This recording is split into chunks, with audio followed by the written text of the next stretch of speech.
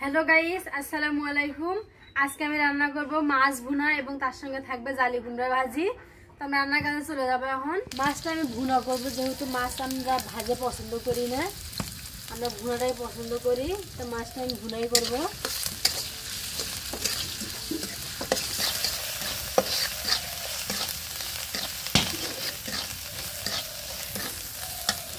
বাড়ির পাশে ঘুঘুটা খুব করতেছে, বাঁকতেছে, দেখছো? ঘুঘু পাখি? হ্যাঁ হ্যাঁ, বাকেই তো। এই সকালবেলা গ্রামে যে আমরা ফিলগুলো নেই, শহর অঞ্চলের আমাদের ভাই বোনেরা কিন্তু পায় না, তাই না?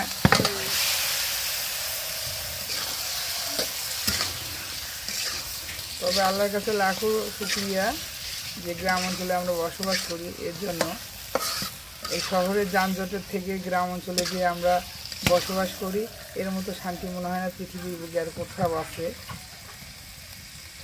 না আমি খারাপ বললাম? না, ঠিকই আছে। আমরা গ্রামে থাকি, গ্রামে আমাদের সব। মাছটা এখন আমার শেষ, দেখেন কি সুন্দর কালারটা আসছে। এখন আমি সামান্য একটু ঝোল দিয়ে দেব।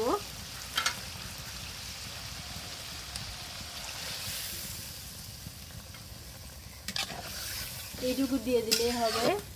তো এখন আমি ঢেকে দেব।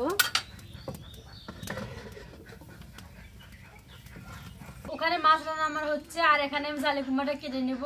এই বছরে আমাদের এটা প্রথম রান্না হবে আর প্রথম খাওয়া হবে। এটাকে আমরা জালি কুমড়া বলি। এখন আমি জালি কুমড়াটা কেটে নেব। কচি জালি কুমড়া একদম।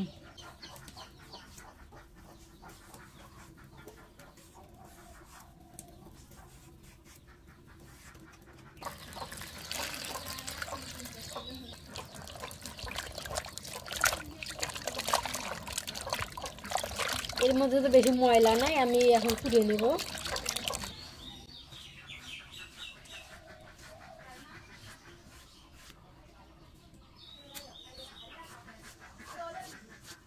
মাছ ভুনাটা আমার রান্না শেষ, এখন আমি নামিয়ে নিব।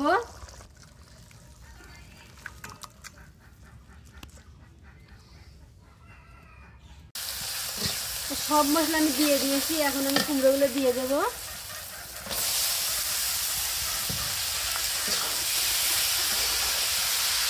ভাজি কিন্তু দেখতে অনেকগুলো দেখা যাচ্ছে, কিন্তু পানিগুলো টানে তখন কম হয়ে যাবে। তোমারটা তেলানিতে হয়েছে, একবারে শুকনো ঘ্রাণ বাড়িছে।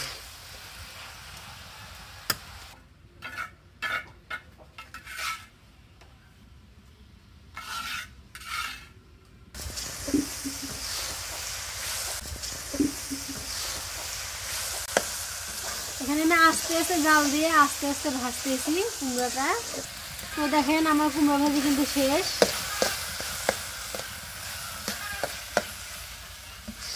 রস একদম পুরো টেনে গেছে, একটু রস নেই।